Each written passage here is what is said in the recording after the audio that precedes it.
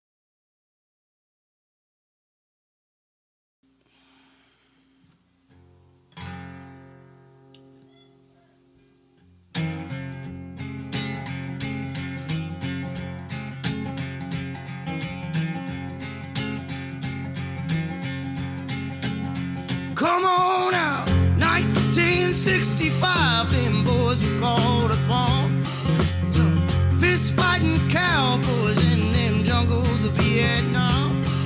I'm an airborne man, baby. Drop me anywhere you please. Yeah, I'm one mean motherfucker. Don't you never double cross me.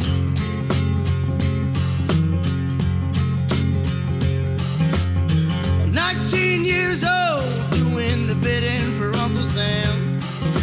Desert boots strapped on my feet, machine gun in my head.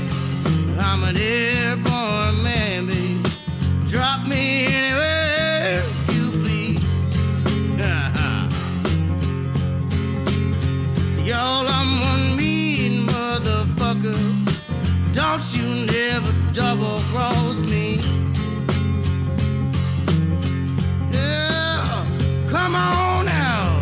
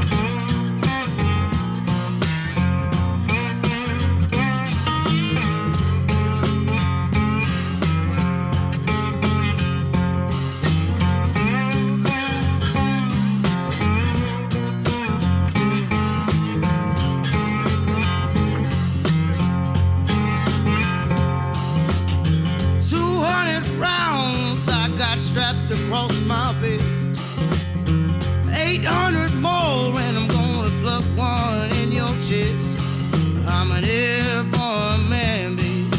Drop me anywhere you please. Y'all, I'm one mean motherfucker. Don't you never double cross me. Oh, oh, oh, oh, oh.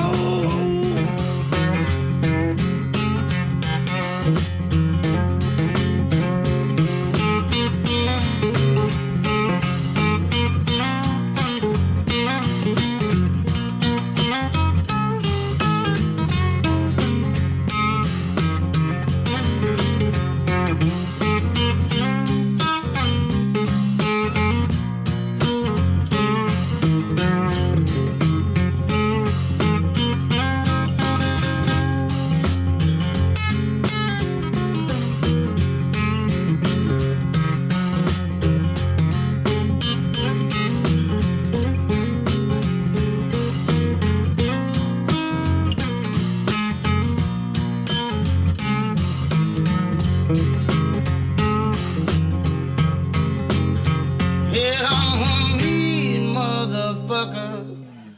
Don't you never. I'm a mean motherfucker. Don't you never. I'm a mean motherfucker. So don't you never double cross me.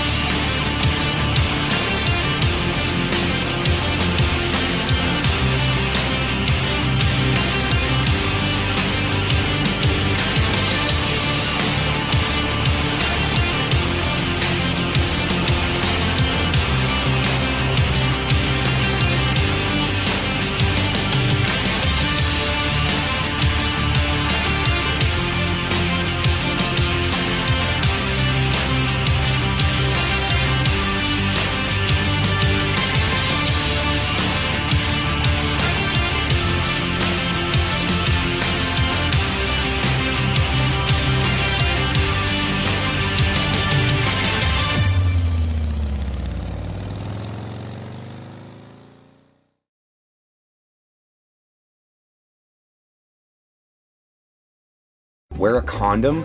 We're in Fayetteville. No one gets STDs here. The voice of U.S. Army, WTF Moments. This is WTF Nation Radio. Everything stated on WTF Nation Radio is to be considered the opinion of the person that stated it, and not an official representation of WTF Nation Radio or U.S. Army WTF Moments. Price does not include tax, title, or license. Some assembly required. Each item sold separately. Batteries not included. Objects in mirror are closer than they appear. If conditions persist, contact a physician. Individual results may vary. Keep out of the reach of children. Avoid prolonged exposure to direct sunlight. Keep in a cool, dark place. And please enjoy the show. Shots.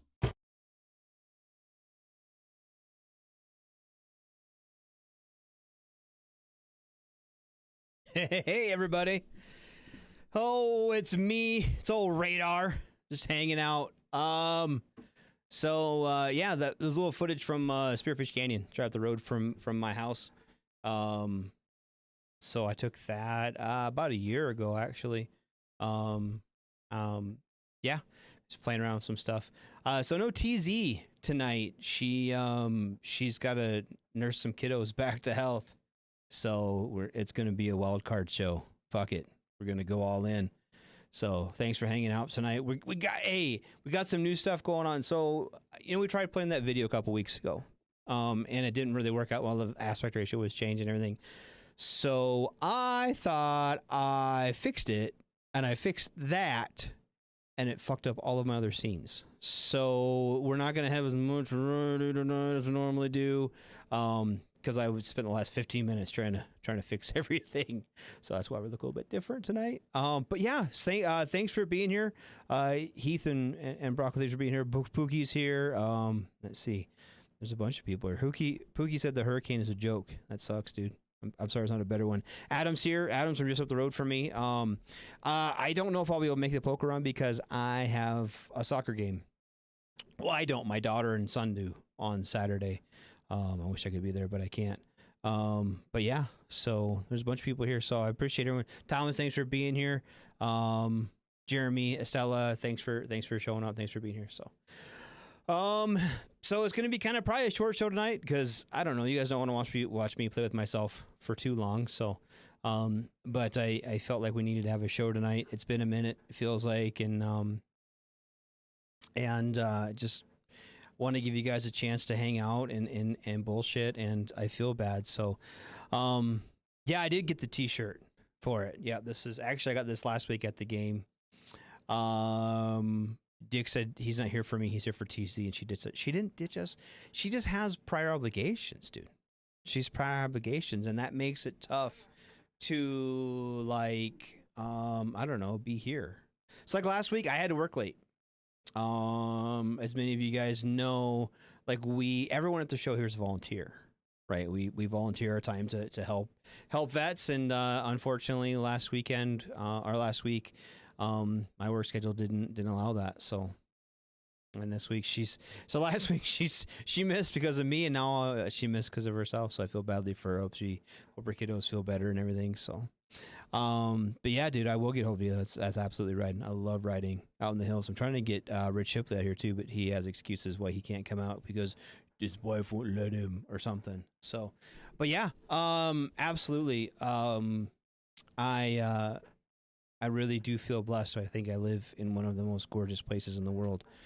So, how do I feel about old politicians hard booting during press conferences? I think we're getting to a point where we really need term limits. And I think term limits would solve a lot of those things. I feel like we shouldn't have politicians who are so out of touch with reality that they can't govern anymore. Tires take up all your fun. I mean, that's right.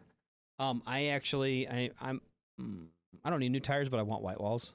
So we'll see how that works out. So anyway, we should have had term limits 50 years ago. We should have had term limits a long time ago. And before it was just like a gentleman's agreement that they would have term limits. And we've got people now who are having strokes on the television during a press conference. And I feel badly why the fuck are you still there, dude? You're made toward money.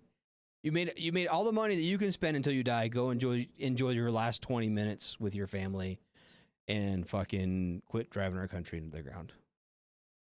On both sides. Hey, that's both sides of the aisle too. We've got Republicans and Democrats that are beyond the cognizant age, and they should be enjoying their twilight years. And unfortunately, they don't know when to.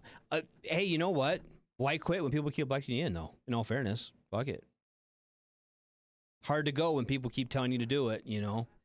So if you don't like your representatives, and change them out, I guess it's not really my my place being in South Dakota to tell Iowa or California or wherever how to vote. So, but yeah. Anyway, so we got a lot of stuff happening around the world, and I'll touch on some of it. I don't know. We haven't talked about we haven't talked about like Ukraine for a while. There's a lot of stuff happening there. We haven't talked about the hurricanes yet. I'm glad Pookie's doing good. I know he's kind of down there in Hurricane Alley. Well, this hurricane, the last one hit California, but nobody died from that. They were just all suicides. So Hurricane Hillary took them all out. I don't know. Where do you guys want to start? I don't give a shit. We talk about Ukraine for a minute. There's been some really good work from the counteroffensive. There was some news today that came out that of the 80-some Leopard tanks, they've only had 5 destroyed, and 10 of them are wounded or need to be repaired, but they're fine. Africa is going ham. They are.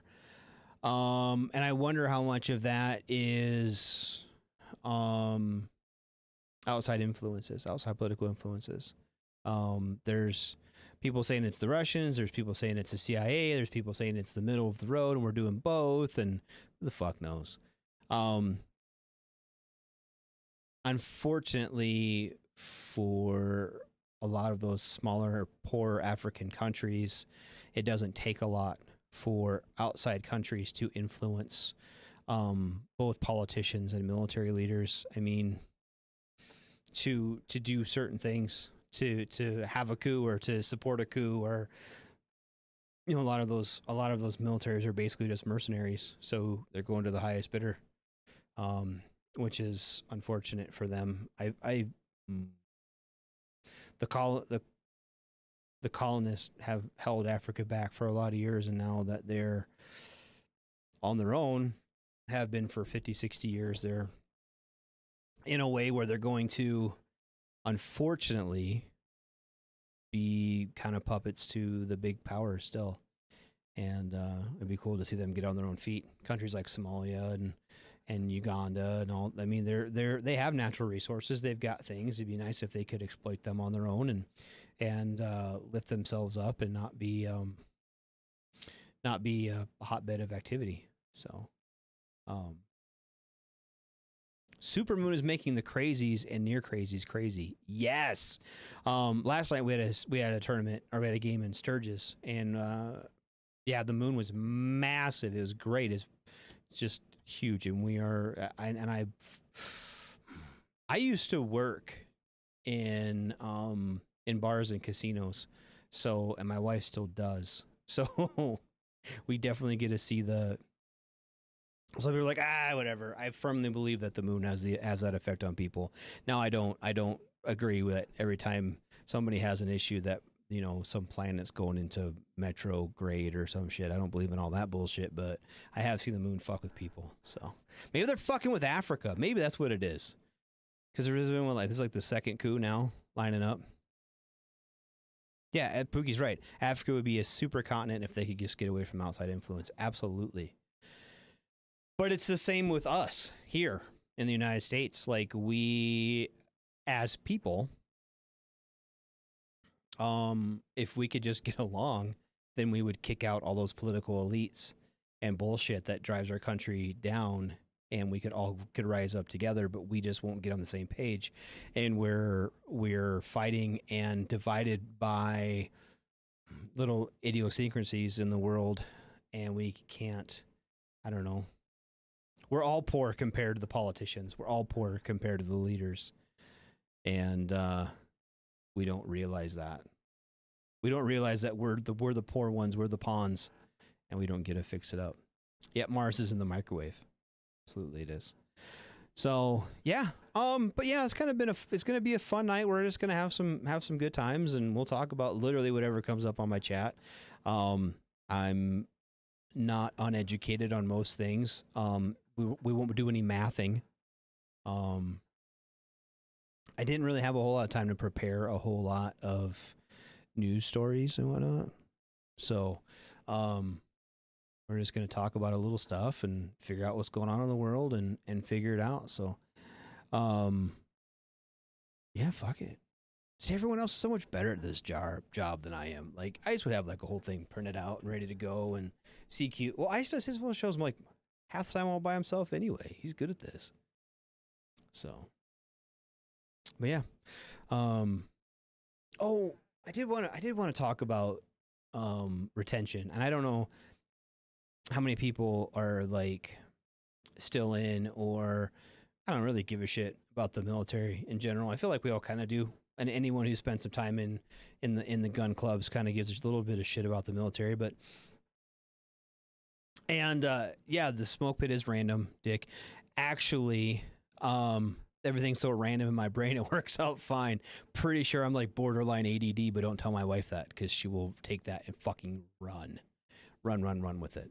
So King Smith, yeah, thanks for eating some ribs and hanging out, dude. Love it. Never mind. I don't know how many people in this are part of the fantasy football tournament or not. But we had for fantasy football draft the other night, and I was driving home, so my kids, my Wally's 13-year-old son did all my drafting for me. Except for the first two got auto drafted, so I don't know if I'm gonna have a good team or not. We'll figure it out. I forgot we had draft on Sunday, so I did kind of I put it on play on my in my car, and then like I said, he was on my ESPN app doing my picking, so I guess we'll see how it goes out. It'd be good or bad. Fuck it, who knows? My wife probably does know, but no, she calls it a wild mind, and she has a wilder mind than I do. So, but anyway, so what do we want to talk about? Should we talk about? We haven't talked about Africa. And I had something here. Oh, retention, recruiting, and retention, right? And I don't know. I'm sure we all kind of watch the TikTok videos and shit. And there's some really good ones going around. If you are not a leg, there's some really good. Good luck, Adam, fixing the Jeep, man. Hey, I'll send you a message offline. When we get together, we'll go riding. So, anyway, looking at retention and stuff, right? And there's this big push for recruiting, right? Bringing people in. We got to bring people in. And but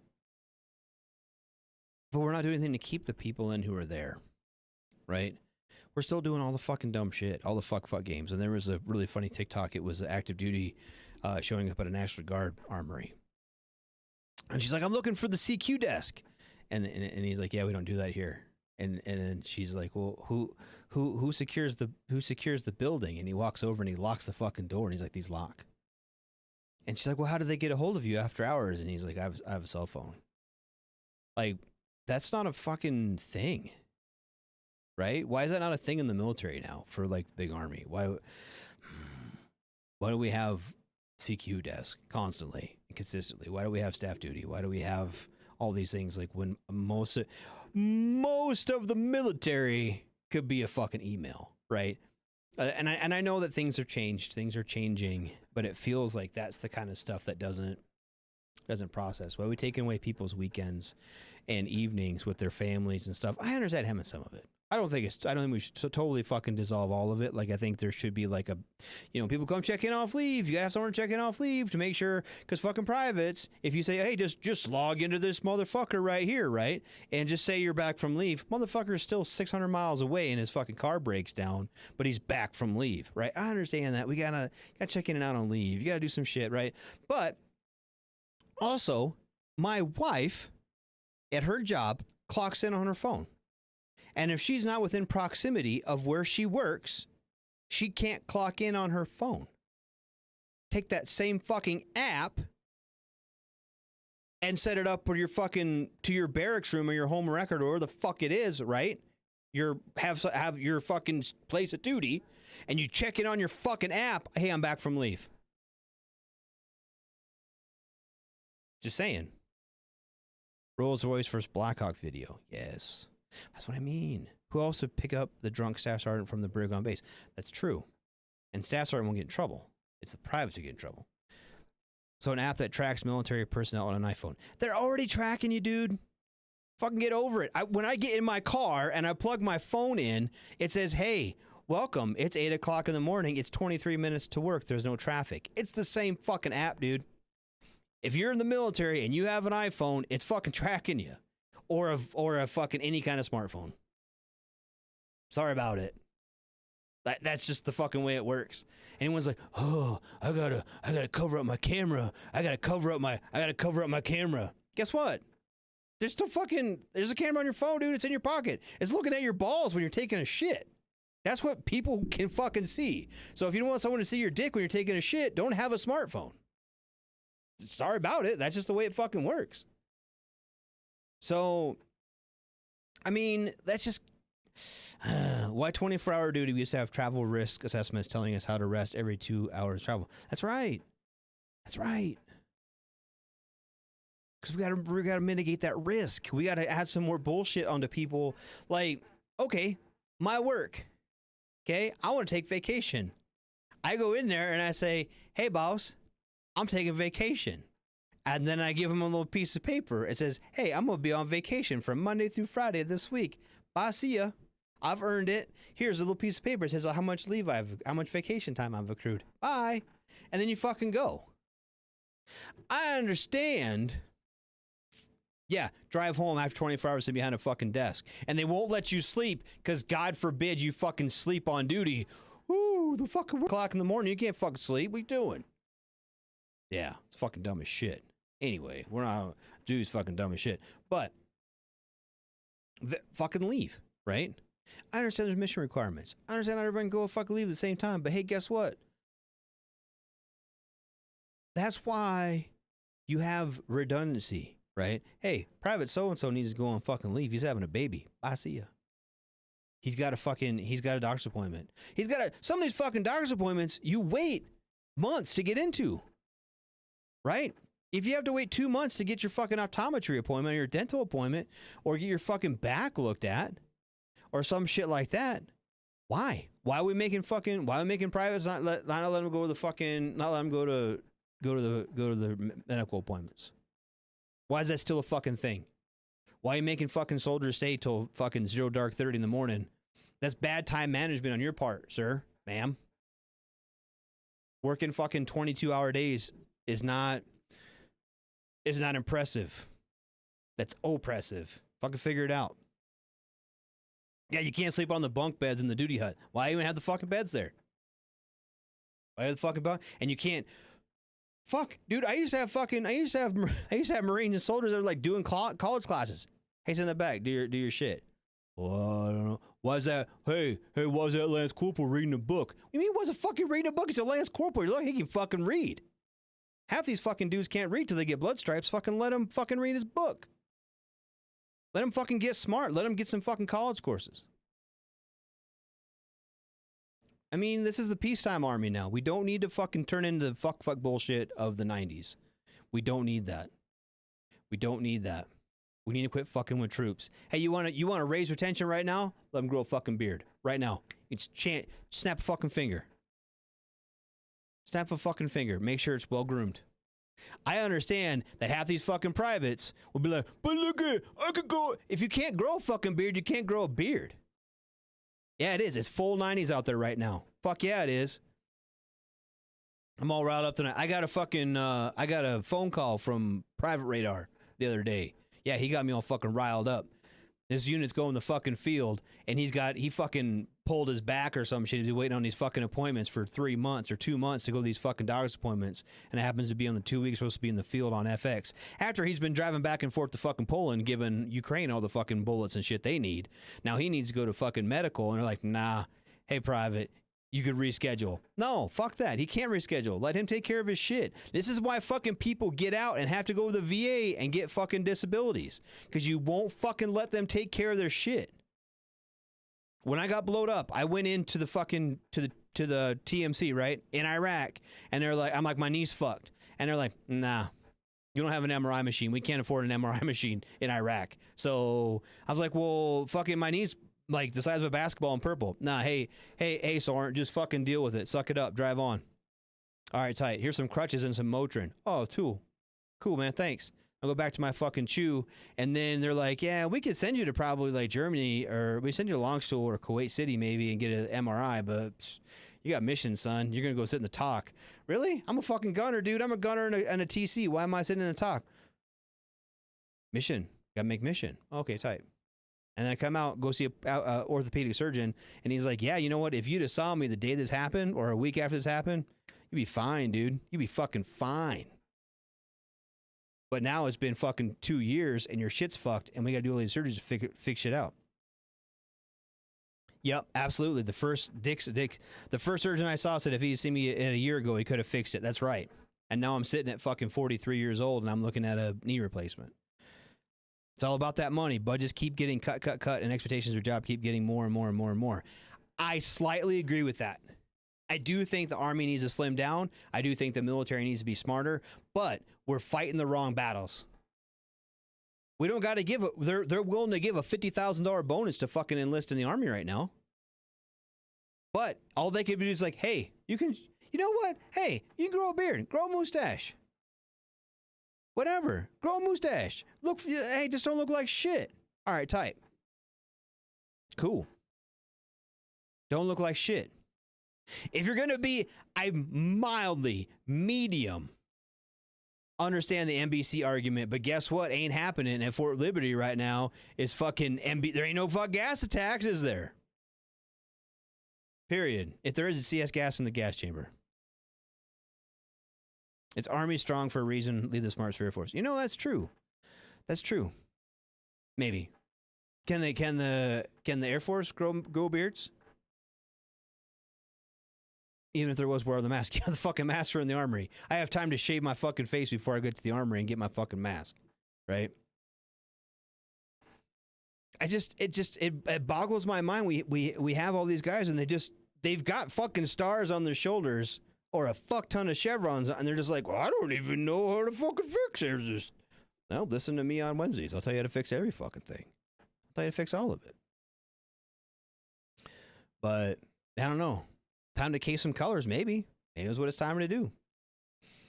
You know, just like the military base soft target, like a shopping mall. Yeah, absolutely. Absolutely it is.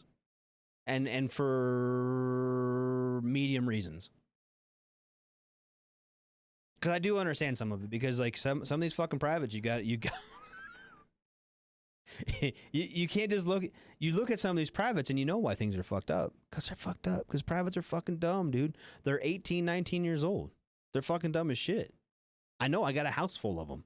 Most of them left now. But dude, my fucking kids are dumb as fuck. Because they don't understand the world. We ought to allow natural selection platform. Fuck yeah. Fuck yeah, we should. Fuck yes, we should. I agree with that 100%. Take the warning labels off it. It'll figure itself out. And I'm not saying, hey, I did dumb shit. I got married at like 20 and had a fucking kid. I was dumb as fuck. I'm not even saying, and now that kid is 20, he's 22 years old and don't fucking have a kid, idiot. Okay, Dad. I'll be the first one to admit I fucked up. I fucked up a lot. No, we never did nothing dumb. No, Dick, we didn't do nothing dumb. Everything was a learning experience. And everything should be a learning experience. But why the fuck can't the military, can the Army in particular, learn from these mistakes? We got to let them keep happening and keep happening and keep happening. Right? My job at work is helping veterans, right? I have a veteran to work program. Okay. we had a VSO in our office, and he took another position, so we don't have a VSO. So all these vets come into my office needing help. I try to help them with what I can. I'm not a VSO. I'm not trained to help them with their VA claim. I can kind of show them some stuff and kind of help them figure out kind of explain some of the stuff to them. I've gone through the process. There are other people who have too, who know way more than I do, and I kind of direct them to those people. But I just have a question. Hey, what does this mean? Hey, I just got this letter back. What does this mean? Hey, I can help out a little bit. Let me read through it with you. I'll walk you through these steps, right? And half these guys, guys from fucking Vietnam to now have the same stories of being fucked up and being fucked over. Why? We bitch about the VA not helping these fucking dudes. Well, why the fuck is the Army fucking them up in the first place? Why are we purposely fucking people up? And so am I getting riled up about it? Yeah, I don't think I am old enough now to look at these situations and be like, we should not be purposely fucking people up. As leaders, you should not be purposely fucking your troops up. Sometimes things happen, right? Sometimes someone's filling a fucking sandbag and oops, he fucking pulled his back a little bit. Shit happens. It happens, and that's our job. Our job is dangerous already. Our job is time consuming, our job is dangerous, and our job is of great importance. But when we are not doing that, we don't need to fuck with people. We don't need to keep them late to fucking do dumb shit. We don't need to fuck our troops over. If they do get hurt, we need to take care of them right away and get them fixed right away. So so when they get out, they're not getting a fucking $5,000 check from the VA every month. Fix them. Because I promise you, I get a VA disability.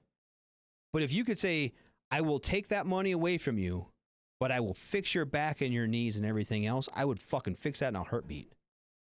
I would much rather be fixed than get a fucking check every month.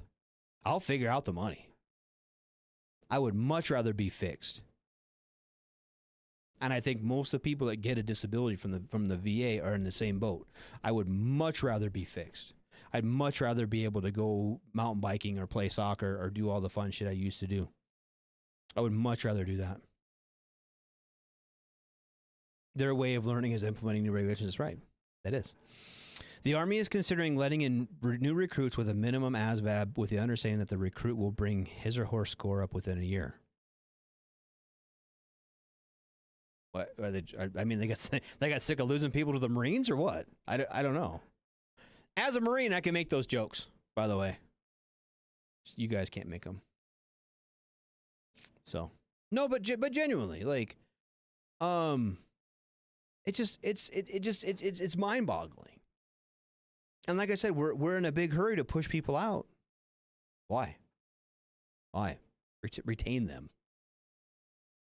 Especially when it's little shit like, hey, if you give them orders to where they want to go. Hey, you know what? I bought a house.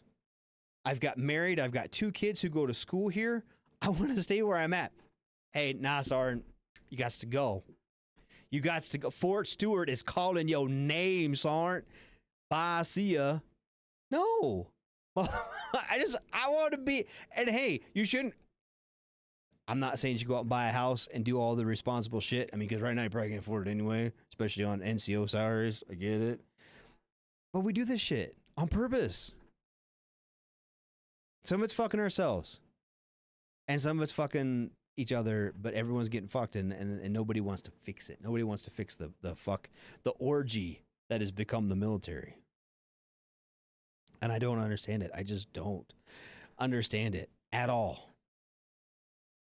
I don't understand the hard times, the fun times, the rough times, the any of it times. Why do we do that?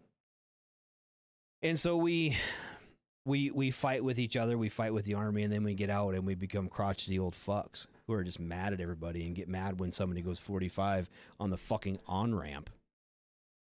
Bitch, I need to go 70. The speed limit is 75. I want to be going that at the end of this on-ramp. Why are you going 40? My wife won't hardly ride with me now because that's what I sound like when I drive.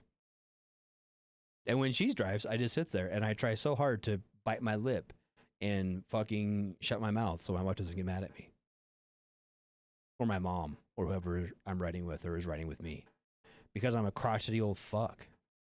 And I'm 43 years old and I'm a dick to people. I don't know. Maybe I'm just an asshole. I don't know. We'll figure it out. But I'm pretty sure Dick's an asshole too. So I want to see you be quiet. I don't do it well. I don't do it well, especially when I'm getting worked up on shit. But we get back to these things like why are we fucking our troops over? Why are we fucking our troops over? And like I said, the county I live in, we're supposed to have a VSO. Every county's supposed to have a VSO, right? We don't have one. For like 3 months now, we ain't had one. PAC Act came and went. No VSO. Why? HR didn't want to do their job. Apple doesn't fall far from the tree. That's right, Mom. Sure don't. But I don't know. We're just grumpy, I guess. But yeah, why don't we have a VSO? You're South Dakota. No one cares, right? But because we're in South Dakota, we can go fast on the interstate. So fuck it. You know, we harp on all these things. We don't hold ourselves and each other accountable for veterans sometimes, because it starts with us. It really does. It starts with us. It starts with us as a brotherhood and sisterhood taking care of each other. That's why I like having people on who are vets. You know, we have people on that all the time that are great help to us. You know, like Mark Ridge. You know, he's been on. I'm trying to share his sit and like help him out. Singer-songwriter. He's a great guy. If you didn't hear him, he was on a couple weeks ago. Regionalized HR is a giant shit show. Takes a year to get someone here. Fuck yeah, it is, Dan. That's exactly what it is. We have our own HR, but still they're just fucking they don't fucking care. They don't care. And a lot of it is misunderstanding. A lot of it's a misunderstanding with people. So, yeah, Josh Hill. Josh Hill was here the other night too, a couple weeks ago. Great guy. Follow him on social media. I've been following his social media stuff. It's been fucking hilarious. I mean, not hilarious, but I think it's funny. I like him. I like his content. Follow him. But yeah, the military worries about what our next camouflage is going to be and what are we going to do to people who don't fucking shave their beard. Can you get a religious exemption? Yeah, you can, but you have to be some fucking weird ass religion. Why? Why can't I just be like, I'm Lutheran. I don't want a beard. I'm Baptist. Baptists should be able to have beards, or fucking Catholics or whatever, right? I don't know. Some of the best fighting armies in the world in the history of the world have had beards, right? You see all those pictures of guys like in fucking World War II, like fucking like beards about as long as mine. Guys in like the, you know, Battle of the Bulge and shit. They fucking fought the hardest of their lives. They had a beard on. What are you gonna do about it? Facial hair won't allow pro mask to seal. Yep, sure. Then I remember I went to Advanced Composite Repair School in Lemoore, California, with a bunch of Kuwaitis, and they had their big traditional beards. Their respirators sealed. So, waiting for rainbow camouflage to be inclusive. Not any dumber than the gray. Yeah, the pastel grays were fucking pretty dumb, dude. Pretty dumb. I ain't worried about the inclusivity part of it. I'm not even worried about that at all. And here's why. Here's why I think that's the most ridiculous argument to come across the military stage. There has been gay people fighting in the military since at least the founding of this country. There's been gay people in the military for years. The Spartans, some of the best warriors in the history of the world, the Spartans. Fraught with fucking homosexuality. Doesn't make anybody a less of a fighter being gay. I don't give a shit. Be all the gay you want. Be as gay as you want. I don't give a shit. Be a good soldier. Be a good soldier, sailor, airman, marine. That's your job. Yeah, Baron von Steuben was gay. That's right. I don't give a shit. I think it's just a little bit of a ruse. So I'm gonna take our attitude away from what really matters. And that's beards. Bring the beards. I'm very pro beard for the military, in case you haven't figured that out. I'm also very pro taking care of them. I'm also very pro taking care of people in the military and vets. I mean, I don't want to put this up being shitty. I'm old. I've done my part. I don't know, people are like, whoa, thank you for your service. What did I do? I'm don't do it anymore. I already did it. You're welcome. Bye. See ya. Shipping out Monday for what? For basic, Daniel? That sucks. Actually, not so bad. This would be a prime. I left in August. August 10th, I think I left. It was August 10th that I left for base training. Might be the 11th. The first Friday I was there was my birthday, the 15th. I left my house on the 10th. I flew out on the 11th. And the 15th, that first Friday we're at Marine Corps Basic Training, is the day you get your rifle issued to you. And that was my 18th birthday present was an M16A2 service rifle. Dick knows that feeling. Dick knows that feeling of sitting there, you're getting ready to graduate reception, you get your fucking rifle. Fucking wearing tennis shoes and shit, yeah. So where are you going, Daniel? Where are you going for basic? That sounds fun. Oh, yeah. Some of our best warfighters were gay. I don't know about transgender. Probably. Mulan was. That's the only reference I have is Mulan. It's the only movie I've seen about it. I'm sure there'll be some movies coming out about people who are transgender in the military. Again, I don't give a shit. I don't care. Be you. I don't care who you love. I don't care how you dress up. I don't give a shit.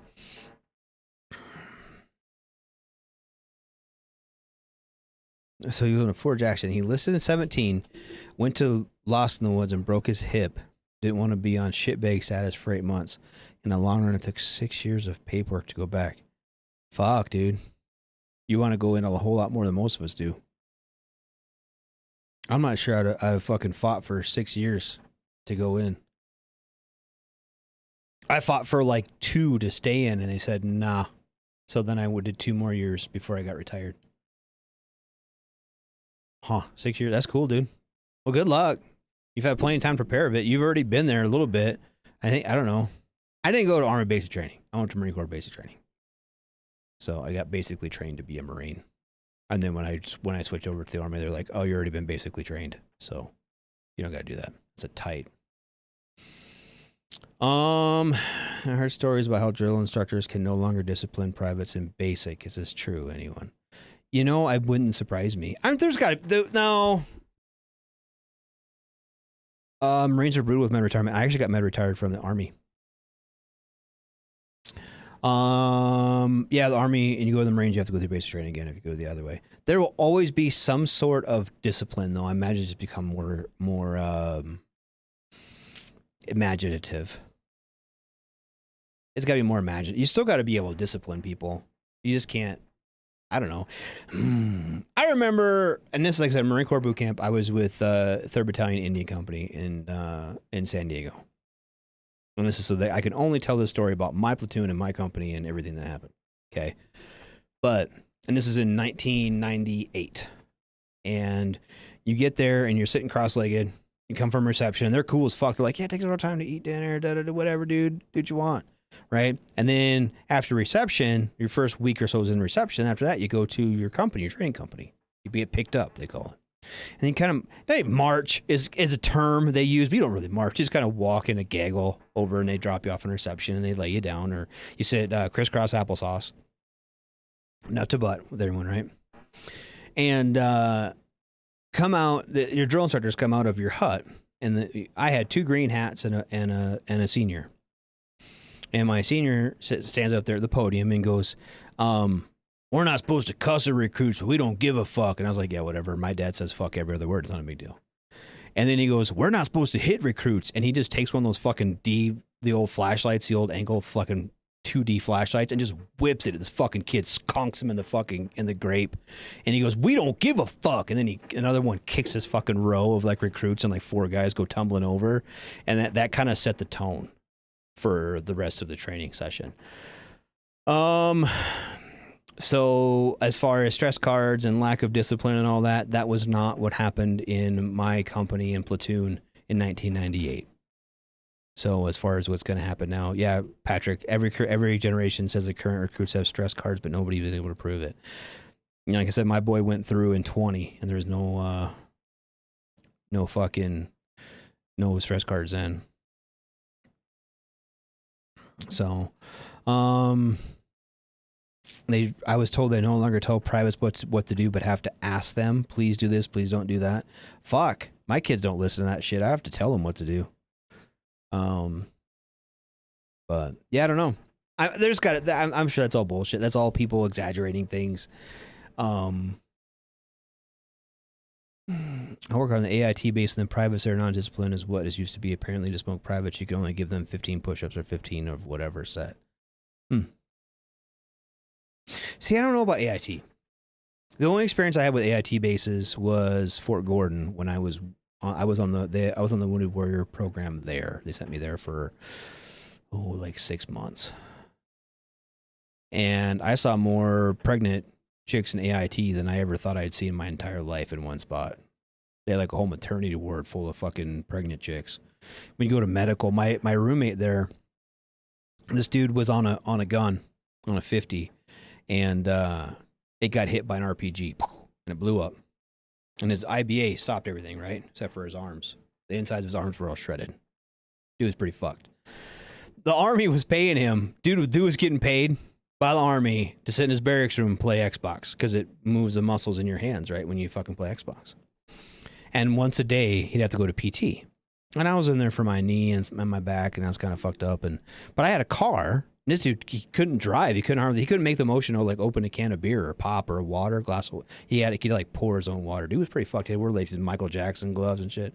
Anyway, we would go over there, and I'd drop him off or whatever, and these fucking chicks are like all knocked up, and they're like, man, I wish I could go to Iraq or something so I get like a combat action badge, and then they'd pay me when I got out. Bitch, they don't know. Fuck you. Get the fuck out of here.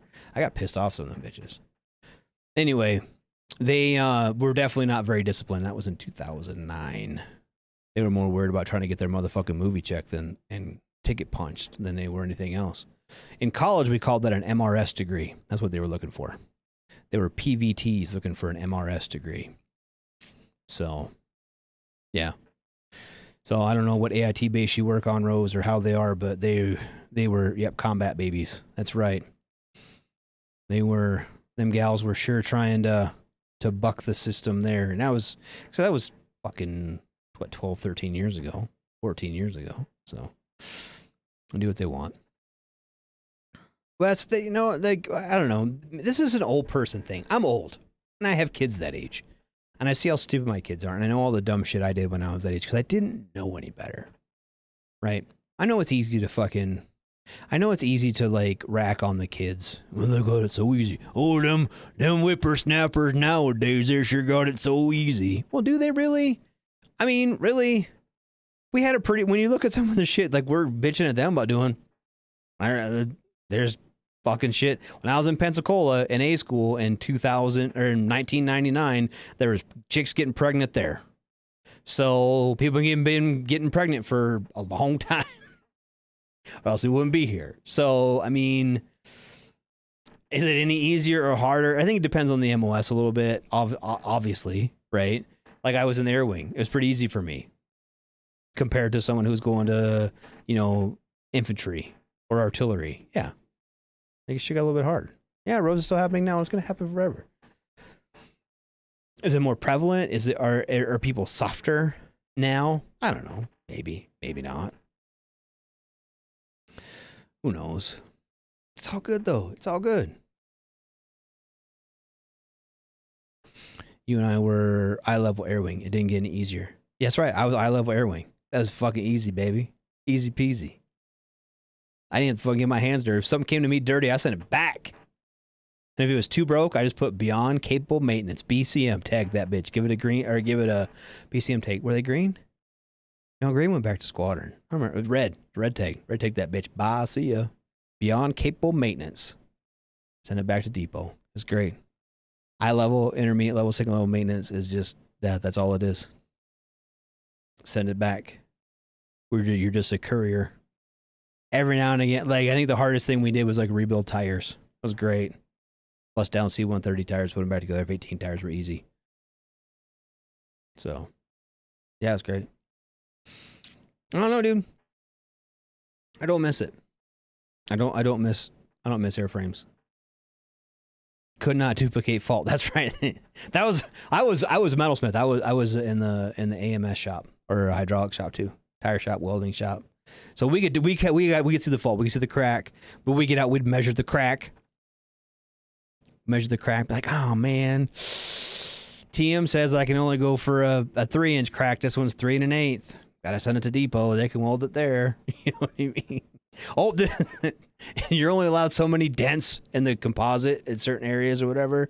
But like, oh, it'd be a shame if someone dropped a hammer over here and we gotta fucking send it off. Yeah, stop drill it. That's right. I don't let you do that on Hornets very much. They get mad.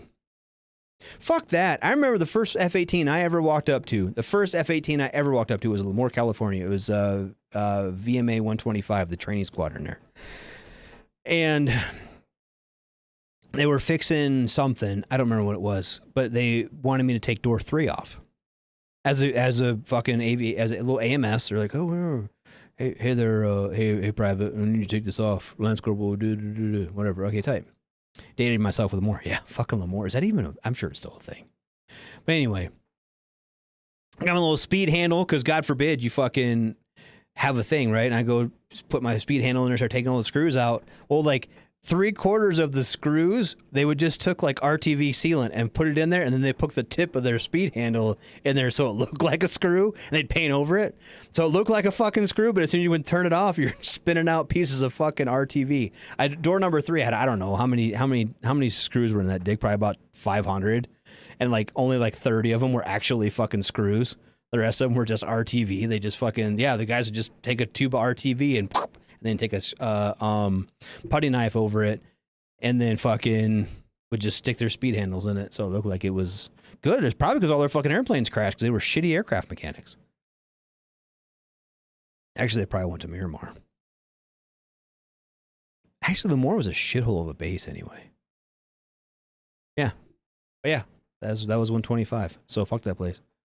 I know that the fine squadrons like VMFA 112. None of their aircraft mechanics, none of their metalsmiths would do anything like that. Yeah.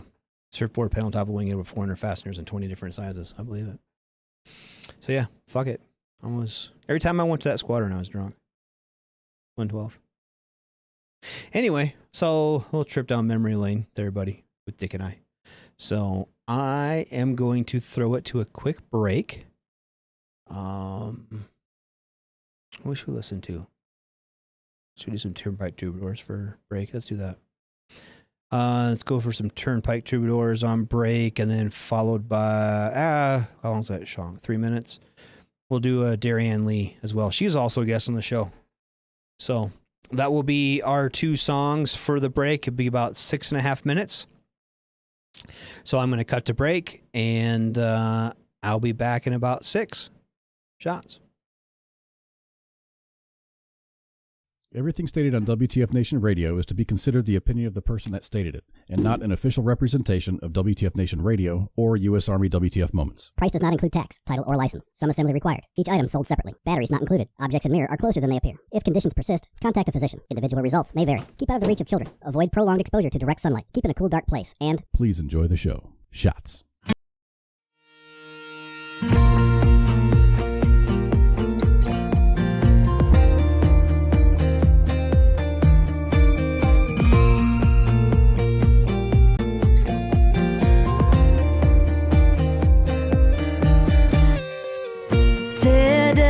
Tear down every wall. Light it up, watch it.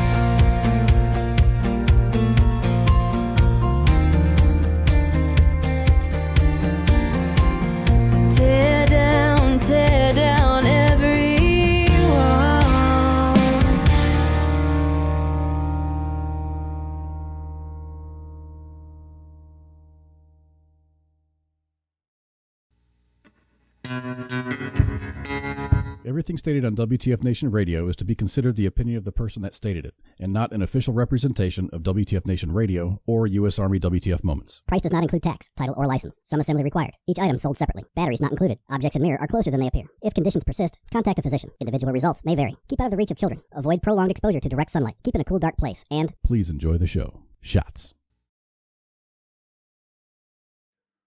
Hey everybody, we're back. Joining me now is Cause. Cause is like, fuck it. I'm gonna hang out with Ryder tonight. So Hell yeah. You did me a solid. Here I am. yeah, I appreciate it, man. I certainly appreciate it. So everyone got sick of me rambling on about nothing. So Dude, bitching about the military is a famous, world famous pastime. it's kind of what we have to do here, isn't it? And Joe's, I don't care what service you're in. If they ain't bitching, they're not happy. That's You gotta right. bitch about something. If they're not complaining about something, somebody's not doing something right. That's right. And I look at things too, like we were talking earlier about like how the world changes. I don't know if you were around for that, but the world's changing, like with cell phones and all that stuff. So, but the Army's not keeping up with it. The military's not keeping up with it. It's not just the Army; it's the Navy and the Air Force and everything else. So, What aren't they keeping up with? oh, like CQ for example. Did you see that TikTok? I posted it in the team room, and it was the Dude, I've been busy, man. I haven't had time for much of anything. well, this gal comes in and she's like, it's like when it says when active duty comes to a guard base or something, and she's like, I'm looking for the CQ desk, and the guy's like, we don't do that here, and she's like, well, how do you, who answers your phone? And he's like, I have a cell phone. He's like, well, she's like, well, who guards your door? And he's like, the door locks, dude. I don't know what you want from me. Oh God. You know what I mean? Like the Army hasn't caught up with that shit.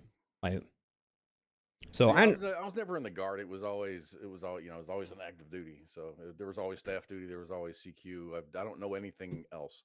Now they've got these multi-storied, nice barracks, dorms, I guess they call them now. Mhm. But they have like CQs per floor, or is it like just like at the entrance, or I don't know how that works. I don't know. I think it varies per barracks. But yeah, I mean, the first thing you do when you get into a new unit is you meet the leadership team. You meet your the guys or gals or whatever in your platoon, your squad leader. You figure out who your roommate is, get all settled in, and about a week after that, you start checking the damn duty roster. Yeah. So yeah, there's always been CQ or staff duty or Yeah, but why? yeah, Now why? because Or why do we have to have so many of them? Why are we ruining guys' weekends for it? that's the way we've always done it. But you see what I mean? Like, Yeah. but now as we're sitting here with like problems with retention and problems with recruiting and everything else, why would we do that to people? People aren't not staying in the military because of CQ. I don't think so. But it's just it's like the straw that breaks the camel's back. It is a thing. It's one of those in things. It's in the equation. Mm-hmm. Right. In the words of Dave Chappelle, fuck them. That's why. That's right. That's part of it. Absolutely. And Rich Shipley has one of this. You'll meet the worst influences you'll ever meet in the barracks. Yeah. I was a lifer in the barracks. I never moved out. Really? I tried, and I'm like, no, hell no. Why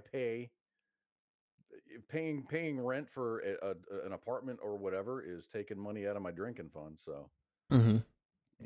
Stay in the barracks. Barracks is right next to the damn DFAC. We called it a chow hall back then. Yep. And Yeah, that dates us food too. was free. We never had to work. I mean, things are so complicated right now. I think, well, like I know with Dick's talking about me. Him and I we met in the barracks, and then we actually moved out in town together. There was 3 of us. We moved out in that's when we were stationed in the old Carswell Air Force You Base. got married? No, we should have got married. We would have got more money. But no, we moved out together. There was 3 of us. We all got a house, and it was the old base housing where the Walmart is now. Yeah. By over in Carswell. White Settlement. Mhm, yep. Yeah.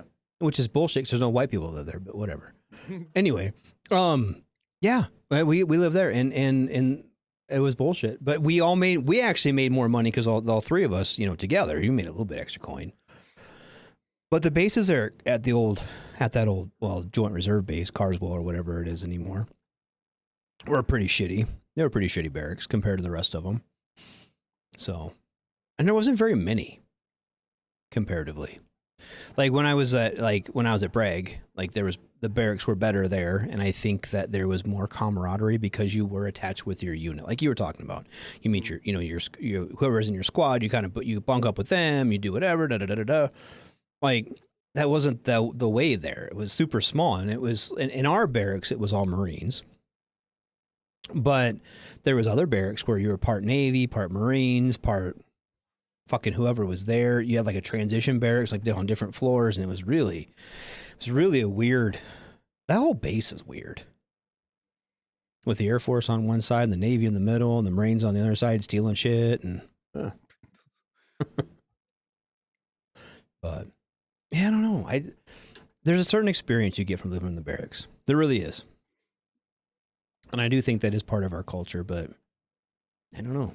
When you look at, when I lived in different kinds of barracks. We had I guess they called it Starship at Hood, Mhm. and that was it's a 3-story barracks, but there's only 4 rooms per floor. okay, and a stairwell that goes all the way up to the top, and then there was the area in the front where everyone kind of hangs out. There's grills and stuff. Mm. At Campbell, it was just the big ass 3 floors, just 1,000 rooms per floor. Yep. Just all the way down. And same in Korea, and those are the only 3 bases. I was at Hood twice, Campbell once, and Korea once. So Right. it's always been just everybody, and you're all in the same unit. No one's not in that unit, right. so you had plenty of everyone. You served with everyone that you lived with. Mhm. There was not anybody else from any other unit, because there was always kind of Right. you're gonna fuck with the outsider. Right.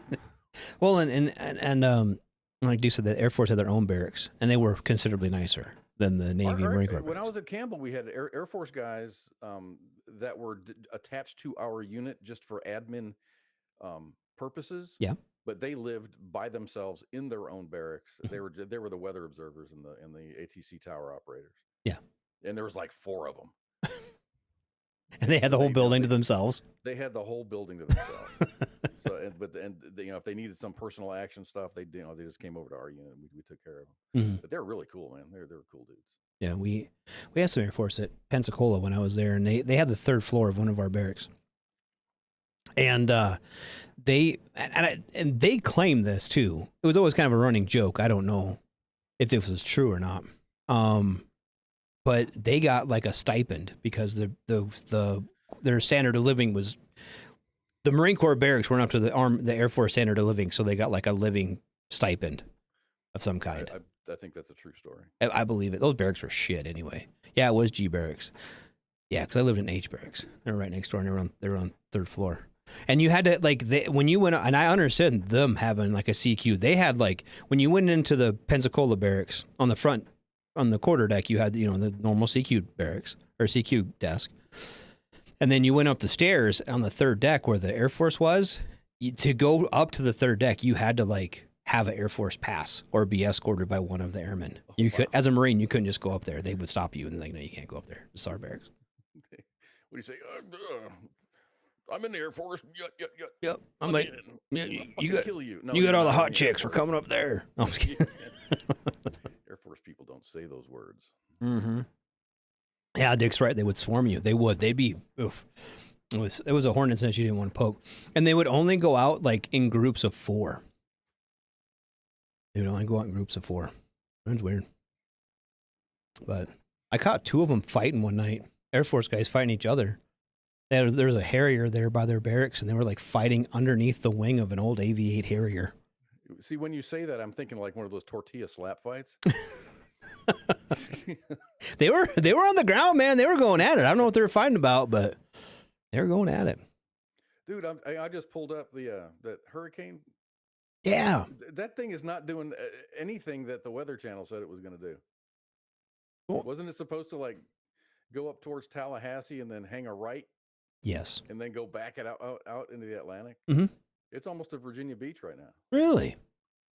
Not the center. I think the center just passed over Pookie's house. Yeah. He was on here earlier, so I must be doing okay. Okay. He hasn't lost power yet. No, I didn't mean to sidetrack you. No, you're fine. Yeah, I was kind of worried about that for a while because we have a lot of people in the military on that coast. So Yeah, I was kind of worried about that for a minute, but hopefully everyone's doing okay. I was thinking it would cut across, it would just kind of hang a right, go across the Florida Peninsula, and then back out onto the Atlantic, and then kind of double back, and then hit Cuba, and come back into the Gulf, and then nail Texas or Louisiana or something. Did we have a hurricane like that a couple of years ago that did that? Yeah, it kind of swung back through. Yeah. Yeah. Imagine getting hit by the same fucking hurricane. Like twice or three. I'm like, I'm fucking over it, dude. Just rename it. At least make me feel better about it. Yeah, at least rename it. It makes it easier on the insurance. Right. We already paid you for Isabella or whatever this one's called. Mm. What's this one called? Not Irene, but it starts with an I. Right. But, Dick said paid you once. Dick said round 2, fight. Oh, yeah. Meteorologists are just as bad as politicians. If you trust what comes out of their mouth, that's on you. You know what made the news this morning was Jim Cantore was in Gainesville. Ooh. He was in Gainesville, Florida. I thought that's one of those memes that turned into the truth, isn't it? Yeah, wherever he shows up, it's like, okay, batten down the hatches, you're getting it. Yeah, whenever he comes out here, we know we're gonna get a massive blizzard, or hopefully it blows by us. Those are the best ones. We're like, yo, you're gonna get like 300 feet of snow, and then it goes just by him. And Jim Cantore's out there. Farmer's Almanac came out and with their weather predictions, and I guess we're supposed to be cold and wet. You guys up there and my kids over in Montana, it's just supposed to be like snow, cold and snow. I don't want to hear that. Actually, I do, and this is why. I like snow, but dude, it's got to go away. No. I lived in Ohio for a couple of years, and we had a winter there where like the entire month of January was below zero. Like the kids had school for like the first 3 or 4 days after the Christmas break. Mm-hmm. Then the weather got so cold, and we got so much snow. We got like 3 or 4 feet of snow, and then the temperature it just dropped. So everything froze. Mm-hmm. They couldn't clear the roads, so the buses couldn't run. So the kids didn't have school for like 2/3 of the month of January. Yeah, they went to school almost to July 4th. Yeah, it was horrible. They had to make up their days. Yep. See, this is where I'm at. We in the last since COVID, we've had a lot of transplants from places like Arizona and California and non-snowy places. And in those years, we've had very, very mild winters. Uh-huh. So we need to have about 4 years of just ball busting. There was a couple of years there we get just to get rid of them. Just to fucking get rid of them, yeah. Like I pray for the snow because it gets rid of the flies. And so I'm the same way with like the Californians and just bossy you. Because, it was 2009. Yeah, it was 9 or 10. We got 100 inches of snow every Monday in March. And we need to get that again. We need to have that over and over and over again. We need to have that for about 4 years and just make houses drop in price and just send everyone back where they're from. So yeah. I'm not bagging on, you're North Dakota or South? South. You're South, okay. Mm-hmm. What is in South Dakota other than oil and gas? That's it. I mean, just from an industry standpoint, you're either a rancher or you're in the oil and gas business. Well, in here's not even oil and gas. The number one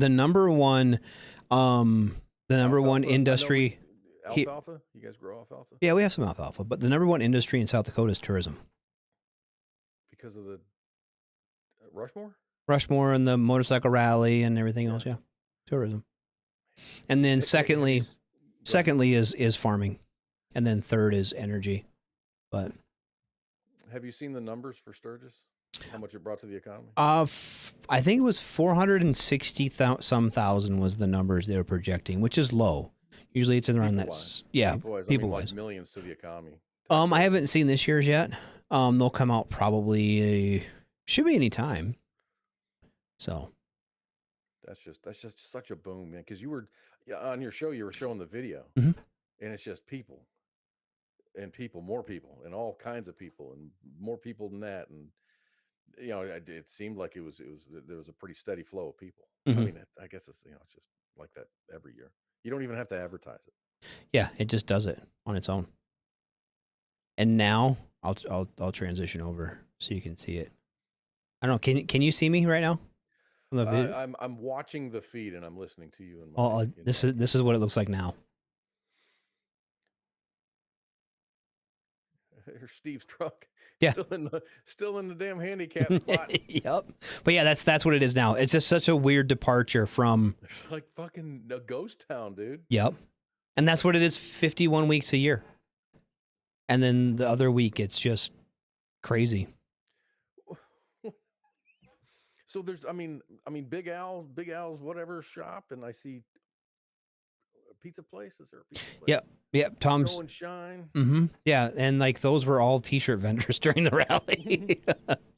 Now they're back to being a Domino's Pizza, and he's gonna get a speeding ticket. Right. Fucker. Yeah, it's crazy. It's just so weird. The departure from that. Actually, this weekend is going. There's no one walking. No, it's hot. It's like 101. No one's down there walking around. Oh my goodness. Well, I mean, for us, it's like Texas. Yeah. We had to change. It's been so hot down here that I haven't had mosquitoes this year. So we've been the But opposite. We actually got rain on Sunday. It was the craziest thing. It was like it started raining in the afternoon. It just and when I say, hey, it rained for 5 minutes really, really hard, and then it moved on. Yeah. But everybody, when the rain started, it sprinkles, and then you kind of look out the window and you're like, whatever. And then it started downpouring. So then it's like every one of my neighbors who walked out on the front porches, and just like a bunch of dumbasses just looking up at the sky, just looking and going, wow. And we're kind of like going woo to our neighbors across the street and next door, and then you can see the mud, not mud, but it was like brownish green water coming out of my downspouts from my gutters, man. It's been, I haven't had any rain here since the end of March. So it's been about 5 months. Wow. Spanky said after the rain, she got her first mosquito bite the next night. I'll bet you did. See, and we've been it's been really, really wet here all year. I mean, this is the first year I haven't had to water my grass in years. Usually by the 4th of July, it's brown out here and it's still green out. I had to mow last weekend. Been crazy. And mosquitoes have been super thick. Throw water on my lawn. I don't care about the grass. I care about my foundation. And last year was really dry, and then this year has been really, really dry, and it just didn't matter. My foundation gave it up. Oh no! So that's why I'm not doing a show Friday night, because I got it's tomorrow Thursday. My foundation lift starts tomorrow, and they'll wrap it up on Friday if nothing goes wrong. If something goes wrong, like if some pipes break or whatever, then they'll bring out a plumber and fix that stuff into Saturday. Are they doing the foam where they drill the hole and they shoot the foam down there? Is that what they're doing? No, because that's kind of the cheap way out. I chose to have them put piers in. Okay. Because they ram those piers down until bedrock. So they put this pier down, and it's against the house, mm-hmm. and they drive it down hydraulically and down, and they add another pier, and they drive it down until it hits bedrock, and then it yields. The house lifts up, and then they adjust it. Okay. So it's going to be sitting on rock instead of clay or shale or whatever's beneath my house. How far down do they go? Do you know? They say sometimes 30, 40, 50 feet. Oh, that's not so bad. It's not. Some places in the Metroplex are different because they have softer soil, mm-hmm. or it's more moist, so they don't have a lot of clay. They have it's just regular caliche. I think they call it caliche. Yeah.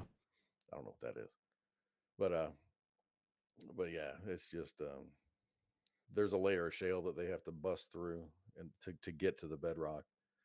But then, it's just like it's a 4-pronged thing.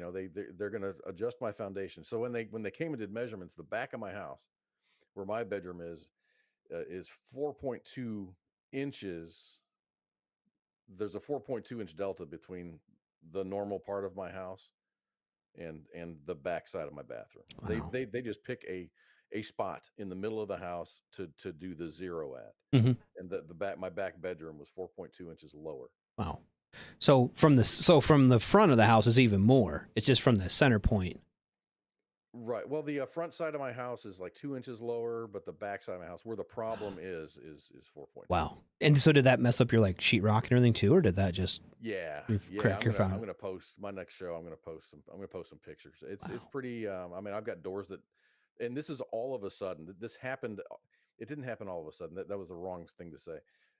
There were small cracks showing, and I'm just like, oh wow, I need to take care of the foundation. So I'd made sure the foundation was wet, and I tried my best to mitigate it from a user standpoint, but it doesn't care. That clay dries out and the foundation failed. Right.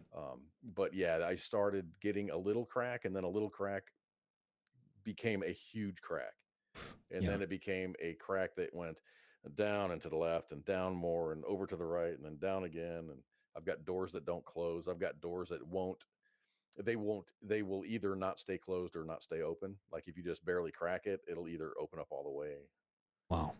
Or things like that. I've got 2 doors in my bathroom, which is in the worst part of the house, that if I close my bathroom door, I won't be able to get it open without breaking something. You just I'm pooping forever now. I guess I just I live here now. Fortunately, it's the bathroom that's under construction. There's nothing in it. There's no toilet. There's no commode. There's a tub, and I'm ready to put tile on the wall. But I can't do that with a crooked ass foundation. Right. So I have to stop all of my home improvements, get the foundation fixed, wait 6 months for the house to settle.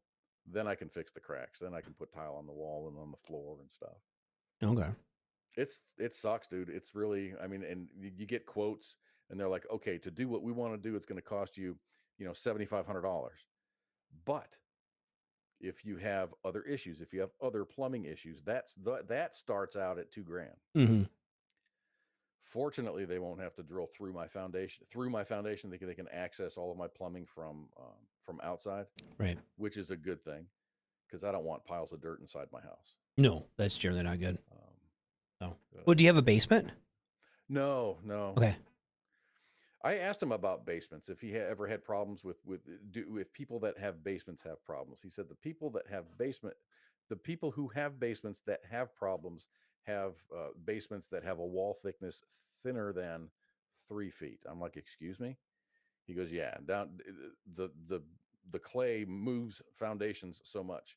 In order to have a foundation strong enough to withstand the movement of the earth, you would need a wall reinforced with at least 3 feet of concrete. Wow. Yeah, fuck that. Because I have like a 12-inch foundation here, and I don't have but I can throw a rock in the creek from my backyard, from my back porch. So I'm on bedrock here, basically. You know what I mean? Yeah. I'm on creek bed. That's crazy. Yeah, 3-foot walls just to have now I know I don't have basements. I've had, I had a basement when I lived in Ohio. That was cool. That was really cool. But I was always worried about the sump pump failing and my basement flooding. So, I was worried so much about it. I went and got the 5 horsepower pump with the battery backup. So I was just, right after we moved in, I had someone come in, inspect it, and then seal it. Mm-hmm. And then I finished out the basement, so it looked like a little apartment. All right. But yeah. it was always like I got a bunker here, basically. Yeah, those 3-foot walls. I couldn't imagine. That would suck. Huh. That must be a big flex then. Just like, everyone come check out my basement. Yeah. I can afford 3-foot walls. There's people like in Frisco and all, the higher income areas of Dallas and stuff, North Dallas, that do have these big, 4 or 5 acre plots of land with this gorgeous multi-million-dollar house on there. And these people just piss dollars. Yeah. So it's just like, they hire these AV specialists to go and install really cool stuff in their house. And they have, bowling alleys in their basement, like Deion Sanders had a, all those rich guys have all that cool stuff. Pools in the basement, so like a lap pool in the basement. Yeah, that's cool to have. I've got other financial goals, right? Maybe to get to that point. I don't have a lot of disposable cash. I don't think a lot of us have disposable cash enough for 3-foot thick wall basements. Dick said, "Can you get an indoor shooting range?" That'd be cool. I want that. Yeah. But I don't know. I can just get in my truck and drive 15 minutes down the road and shoot whatever I want. So there's kind of like that. Out here, you go to the National Forest and you can shoot anywhere in the national forest you want, as long as you're within or outside of like Okay, 300. really? Yeah, you have to be, I think, didn't know that. I didn't know 300 that, 'cause I feet was- from the road. We You have to go be into so the- far like from the- the road in any structures. But yeah, you can. We'd go into the Gallatin Valley forest up in Montana, and just we would go there and chop down our own Christmas tree every year. Mhm. You go, you pay the state like $5. Yep. And you can go into the park and you can find your tree and chop it down. Yep. Strap it to your hood and bring it home. But I didn't know that you could just go there and start Mhm. the popping shots. Yeah, you have to be so far from homes or structures, they say, and so Mm-hmm. far from the road. But yeah, you can. I had last time. Well, Dick and I just go out and we'd find those slash piles from the loggers. They just leave all their shit. That was our backstop, man. Just machine gun yeah. that bitch. Yeah, it was great. So Monday, my daughter plays soccer, right? And all the juniors have this thing where like they have like a team lunch or team dinner after practice once a week. So every Monday they do this thing. Well, we got signed up for last Monday, so I had to grill hot dogs and hamburgers for 40 high school By girls. team dinner, they mean they go over to people's houses. Yep. It's not like they go to Cracker Barrel and. No, I wish they go to Cracker Barrel. So I had to grill and host for 40 high school age girls. I don't know, 37, whatever, close to 40. And now my house is full of fucking flies because they were in and out the whole time. So before I came down, I had like 3 or 4 in my bunker, and I had my fly swatter, and I killed all of them. Well, now there's one that must have followed me after I went to the bathroom, and he is just gonna be in my face until I kill him or he finds something better to Or leave. you get bored and dies. Fucking flies. I hate flies, dude. I'm sick of flies. I don't like bugs. My house doesn't have bugs, and I'm happy. And I physically get angry when there's a bug in my house, and I'm like, I will hunt it until it's gone. Yep. I do the same thing with children. Wait, what? No, I was kidding. Oh yeah, Patrick. Dick said I need a bug assault, and Patrick's like, that gun that shoots salt is amazing for flies. The assault weapon. The assault weapon. It just shoots salt at The whatever. bug assault. I wonder how much those cost. I need to look Can't be now. that much. I'm looking. Oh, they have a revolver too? What?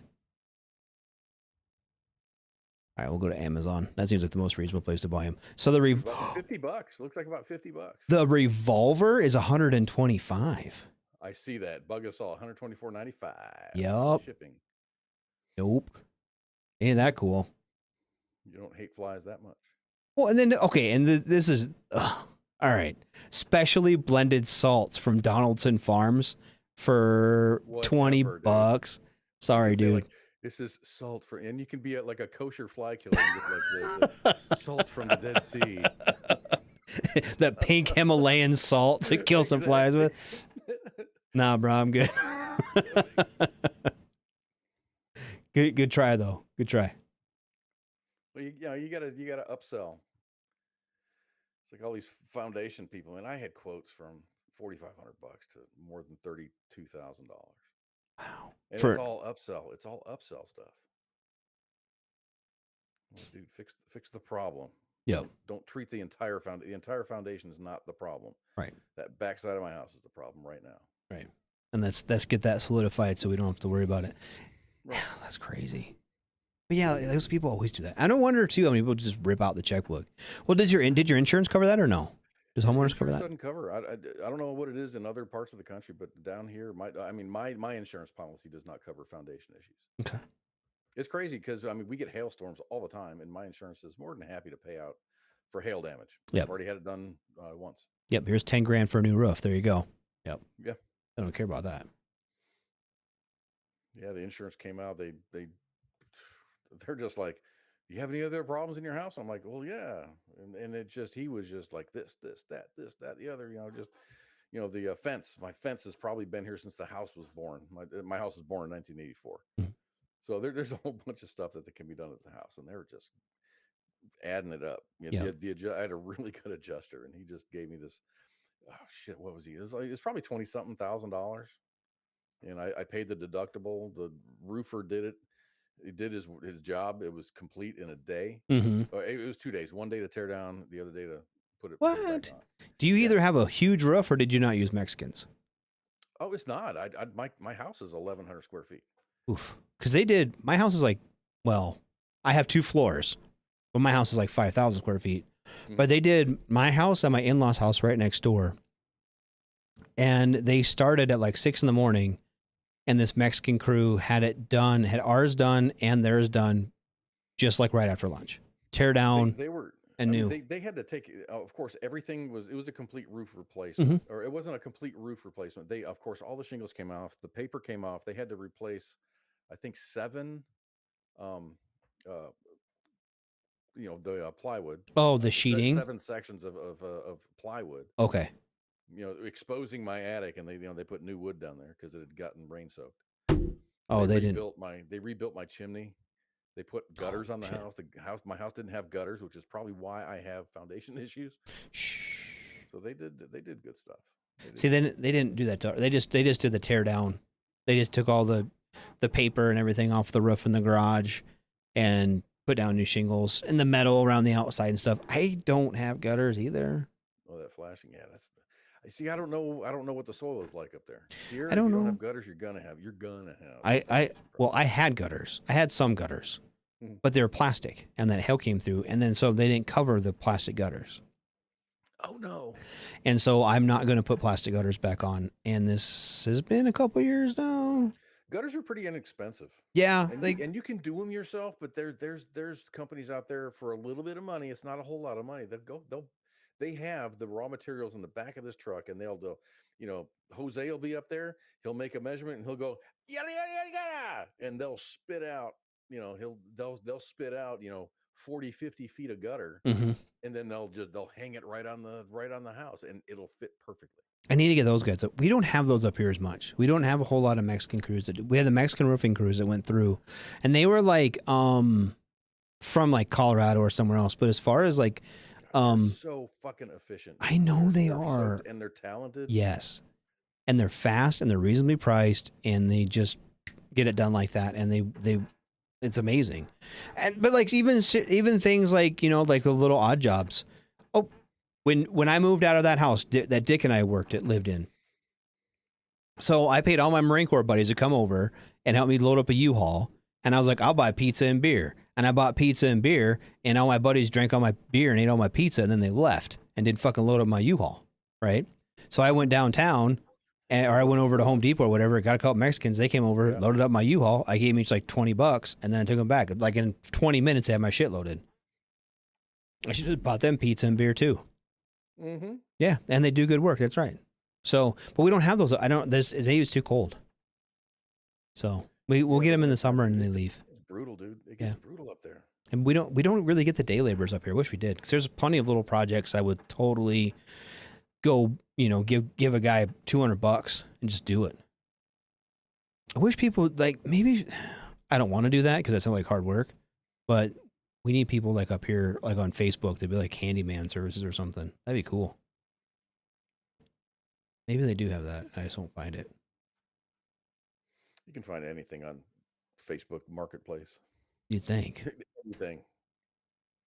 all I've been seeing on Facebook is all the kids going back to school. That's all I've been seeing on Facebook last couple of days. I haven't even checked my Facebook in a while. I looked at Facebook when I got home, and I sent some stuff to TZ just because I think it was a cat thing. Dude, I've just been busy as hell. Yeah, I've just been. But I'm off for the rest of the week. Are you? I got all these guys coming over to the house, gonna try to make things right. But anyway, I was saying earlier, it's like a 4-stage. It's not a 4-stage thing. They're going to come and fix my foundation, but to prevent all that crap from happening again, of course I've got gutters now, which is cool. Yeah. But I need to build a retaining wall on the back side of my house because there's a downslope there, and that's where the issues are happening. Okay. So I need to pay to have some guy to come in, and I've got a bunch of guys that are going to give me some quotes, but to build a retaining wall to keep that soil up there, and then I'll make a flower bed on the back side of the house. But this foundation issue has destroyed my driveway, so it would be nice to have a new driveway. So there's another expense, right? And then I need some. I looked at, I've still got to check the email when we're done here, but a bunch of landscaping companies that are quoting the installation of a sprinkler system. I don't have a sprinkler system. I just usually put on my sprinkler and then throw some soaker hoses around around the foundation, which obviously hasn't worked like I want to. So I went and bought a drip irrigation system, which is super, super easy to install. But Oh. if I can get a, a sprinkler system installed, that would be kind of cool. Be kind of bougie in my little low rent neighborhood. Got to be the bougie one. Yeah. Well, but so concrete is like, I don't know about there, but here it's ridiculously high right now. I don't know. I priced it out, and I was off by a fair amount. I've got my driveway is super small. It's 12 by 12. Okay. Remove and replace with rebar every 16 inches, which is what the standard is here. I don't know where it is everywhere else. 5-inch thick concrete. The best price that I've got is $2,300. Wow. For 12 by 12, and it's on a slight downslope. So I don't know if that increases the price or not. I don't know anything about concrete except it's hard. Got him. Got my fly. You got him? Yep, got him. Oh, I just caught it. I just saw the video. Yep. Yay. Got him. But yeah, that's ridiculous. For that cheap. I mean, that's for that small. I mean, it's just because it used to be like concrete wasn't that expensive, and now it's just like pulling teeth. No, I did the calculations and stuff, so it's probably about 120 bags if I were to mix it myself and pour it myself. That sounds dumb. I'm like, dude, no, I am not doing that. No, that is not. It's absolutely cheaper to get the truck in. Yeah, and get someone who can do it, who knows how to do it, who's done it before. Yep. And someone with a phone number that I can call if something goes wrong. Yep. If something goes wrong and I do it, then it's all on me. Yep. And if they're licensed and bonded and all that stuff, and it will. Yep. So, and that's the only thing I require. I really don't care how long you've been in business. I want to have a couple of good references, and I want you to have insurance. I want you to have your insurance, because if you hurt yourself, I don't want you coming on my insurance. Yep. And getting, $1 million because you stepped in a fucking, you rolled your ankle on my uneven ground. Yep. Or you got stung by a bee or some shit. I really don't care. You got to be talented. You got to be cool. Yep. I interviewed a bunch of people that are coming that want to fix my foundation. I'm like, these guys they're just looking for money. Oh yeah. And I found one guy, veteran. He didn't know where I came from. I didn't know where he came from, but you can tell by the way the person carries himself. Yep. That he was a veteran, and he had one of not Tim Kennedy's hat. But he had a sheepdog response hat on, and he was just matter of fact. He was really cool. I hired him. Yeah. He wasn't the cheapest guy, but I think he was the best guy for the job. Well, when he didn't try to upsell me or suck money out of my pocket. And he's just like, man, he goes, I really think you got a slab leak in the middle of your house. That's why the middle of your house is higher than the rest of it. So here's what I'm going to do. I recommend you get a hydrostatic test on your system, on your plumbing. And if there's nothing there, he goes, I'll pay for the post test. So I paid for the pre-test. He's going to pay for the post test. So it's just, he's working with me. Right. So he's not selling me something that he doesn't think I need. Right. Because a lot of times those ones that are the very cheapest, they're the ones that will either do shoddy work. Yeah. Or they're the ones be like, they'll get halfway done and be like, well, you got to pay this too. And here's another $5,000 on top of our original quote because we can't finish fixing it without. Yeah. Oh, those 14 2x2 by 6 feet deep holes we dug around your house, you got to pay extra to have us fill it in. Yep. But these guys will refill it, and they'll bring in and backfill soil, and they blast it into the hole with water. So they'll shovel the soil in, blast it with water to make it settle, and then put more soil on top of it. So they're putting more soil in than was ever taken out. And they get that compaction going and stuff. And yeah. So I think I'm going to be happy. My fingers are crossed. Yeah. Yeah, like Dick said, there's that triangle: cheap, fast, and quality, and you can have two, never all three. Yeah, my boss has that on his desk. He goes, if you want it now, he had like a time of need or whatever, and then quality. So if you can afford to wait for a little bit, your quality is going to be a lot higher than it is if you want it freaking tomorrow. Yeah, we can do it by tomorrow, but the quality is not going to be there, or it's not going to be as pretty. It's not going to look as good. Right. have a little patience. Yep. I think it's back to our military from the very beginning of the conversation. We'll circle back. Sometimes you gotta wait for that quality instead of needing it right now. But oh yeah, I don't get it. You were a structures guy? Yeah, that's I went to AMS school, and then I went to aircrew school, and I was on helicopters for a while, and then I transferred to I got orders to NAS Dallas, which was shut down in Grand Prairie when I found out I got there. And then I got to MALS 41. I got to MAG 41 over in Fort Worth, and the squadron that I was attached to was supposed to be stationed with was getting decommissioned. And they didn't have any helicopters, so they didn't know where to put me, so they put me at MALS. They put me at the eye level there. But yes, but I went to school to be a aviation structures mechanic. So, but I only did it for like 2 years. For you, but they brought you in anyway. Yeah, it was. Well, I don't know. My comptroller must have been an idiot. I'm sure it just popped up on his thing. Hey, there's you're a corporal and we need someone at this place. So here you go. He's a corporal. He's not flagged for being overweight or PT failure. Or yeah. He's not injured, so bring him. Yeah, and it was supposed to be super cool because it was supposed to be. It still is. It's they're all active reservists there, or active duty on a reserve base. Is the way to go. Yep. If you can get that. Absolutely, that was cool. That was a cool play. It did kind of suck though, because like you had corporals and sergeants and staff sergeants who were basically privates. The staff sergeants cleaning the bathroom because there's no Lance corporals to clean the shitter. Yeah. But I mean, as far as the workload, it was super easy. It was a pretty skate base actually. You have to have a certain level of discipline and motivation inside you to get the job done, because there's not a lot of supervision. There's not a lot of you need to make your own. You need to make your own magic when you're that, because you're remote. It's not like you have a unit to report to. Right, and it was an interesting shop because it was combined. The AIMD MALS was combined. So in metal shop in 500 division, I had a chief petty officer and a gunnery sergeant, and in my shop, actually I was the NCOIC of airframes for a while.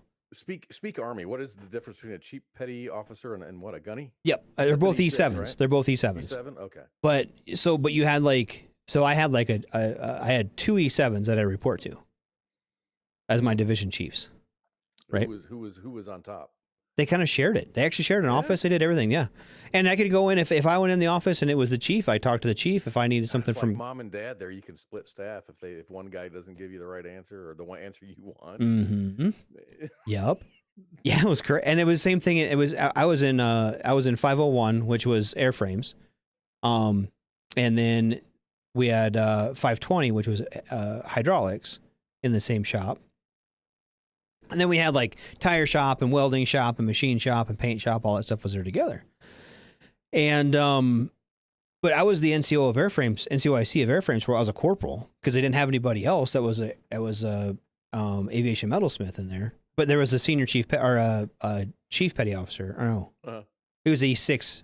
Then he made E7, but he was in there. But I walked in, and at the time he was an E6. And I'm coming from the Fleet Marine Force, right? Where you don't even know people's first names, right? The Marine Corps is really strict on structure. And I walk in to duty my first day, and I'm in my alphas, and I'm all dressed up, right? And he's sitting there. I'm like, "Good morning, petty officer," and I go to shake his hand. He's like, "Just call me Jeff." And that's when I knew it was going to be a whole different. It was not going to be Miramar, California anymore. So, but yeah, it was good. I had a blast there. It was a good time, but it was very. Like you said, you had to have that internal motivation, and the Navy there. But then you leave units like that, and your discipline is out the window. You are used to operating in that unit that you're in, and then you go to an actual structured unit with military discipline and stuff, and you're like, "Fuck this, I'm getting out." Yep. Well, and it was weird there with the Navy too, because they just stayed on the base. Like they would transfer from 201, the F-18 squadron, to MALS, to the VR-59, the 737 squadron, and back and forth. And so they never left Fort Worth. So those guys, they got there, they bought a house and had kids and lived in the same place. It was great. Joined the PTA. They're there for a long time. Yeah, exactly. Yeah. Yeah, that's right, because they were all active reservists. He said he was at 112, the Marine fighter attack squadron there, and they just used last names, so they were on a last name basis, which was still that's pretty rare for the Marine Corps to. That you still usually your first name was rank, was your rank. So yeah, it's rank and last name, right? Right. Yeah. Oftentimes it's just rank, especially for a gunnery sergeant or a staff sergeant. So now I'm looking at the military with I've been out for a long freaking time eyes. Mm-hmm. And even when I went over to Iraq as a civilian, I had been out for a dozen years already. Mm-hmm. So I went over to Iraq and we're like embedded with units and we're supporting them and just seeing the way that these leadership was acting, the way that the E4 and below were acting. Mm-hmm. And the way the senior leadership was just treating everybody. And it was just, I was done. I was like, man, this sucks, because it had changed just in 10 years or 12 years so much differently from, I got out in 96. Right. And I went over in 2010. Mm-hmm. So it's just the way that people were treated. And now I'm looking at military service through these eyes, having gone through it, having seen it after I had already gotten out. Mm-hmm. And just going, there's so much. I don't want to take anything away from military service. I love it. My daughter was in, and I love every minute of it. She didn't, but hey, right. But it's really great that there is still this desire to serve, right? For whatever reason, she's extremely smart. She didn't join. She joined for a sense of service. She didn't join because like, fuck, I just got a GED and stuff like that. She already had 2 years of college under her belt. She was smart. She just wanted to do something more. She wasn't ready to settle down into a career. She just said, this is what I want to do. And there's a lot of people out there like that. Right. But in my mind, I'm just like, man, there's so much more. There's so much more. There's so many other choices. To be forced to join the military, because that's why I joined. That was my last fucking option. Yep. See, it was my first. Joining the Marine Corps was absolutely my first option. And I wanted to be in the Marine Corps since I was like 14. I was like calling the recruiter, like, when can I go? When can I go? What can I do? Yeah. Da, da, da. I was that kid. My age. They did it in World War II. Yep. And see, I didn't take SATs or ACTs. I didn't know that. I took the ASVAB. And so if something would have happened, like if I'd have been physically unable to go in the middle, I don't know what I'd have done. I really don't know what I would have done at that point. So I was like very much the opposite. Routine. I tried the college stuff and I ran out of money very fast. And I didn't qualify for any scholarships because I wasn't a smart guy. So it's just like, here's my SAT scores, my ACT scores. And it's just, they're like, meh, yeah, everything I did was middle of the road. Yep. You're not special. Mm-hmm. You're not dumb enough to get money. You're not smart enough to get money. So you're sorry about it. Go in the Army and get money. go Army and get money. Yo, go get your Montgomery job bill and come back and see me. Yeah, nothing on in my future. See, I wonder now, like, because when I looked at it, I don't even really know. I just really wanted to go in the Marine Corps. I can't even think of a specific point in my life, at that time. 15, do you think I could be a professional ball player, or Nope. I can build things? Nope. Or By the time I was 15, I wanted to drive tanks. I wanted to go artillery or tanks. That's what I wanted to do. And my dad said, if I'm going to sign these papers for you to join the Marine Corps, you are going to get something you can use when you get out. That was his statement. That's a smart man. And so I said, okay. So I went, and the way the Marine Corps worked was you just signed up for aviation. Well, there was like, just 6,000, 6,100. Because the reason I didn't join the Marine Corps is they're just like, no, we'll tell you what you're doing after boot camp. Kind of. You choose your field. So say you chose infantry, you might be a LAV crewman, you might be a machine gunner, you might be a mortarman. It's all in infantry. Okay. And like for aviation, like I might have been the aviation branch. Yep. And then after boot camp, they're like, okay, you're going to go into avionics, or you're going to be a crew chief, or you're going to be sheet metal, or. Yep, exactly. And then they kind of looked at your scores and the needs of the Marine Corps, and that's what they did. Now for air crew, when you went there, I was on swim team in high school. And I got level 1 swimmer at boot camp. And so when I was like my second week of AMS school, they came up and called me into the office and they're like, "Hey, you're a good swimmer." I said, "Yeah." They're like, what do you think about flying on helicopters? And I was like, "That sounds cool." And so I finished my A school and then I went to aircrew school, which is basically just swimming. You just swim and you learn dumb shit. Like about the only thing I can remember is landing gear is not for landing the aircraft to support the weight of the vehicle on the ground. It will land without landing gear. And we have a perfect record. We haven't left one up there yet. Stuff like that. That's the kind of stuff I remember from aircrew school. And then you slide down the ramp and it flips over and you swim out and yeah. Oh, the dunker tank. Dunker training. Yep. Dick says he chose aviation electronics. He could have been any airframe or eye level.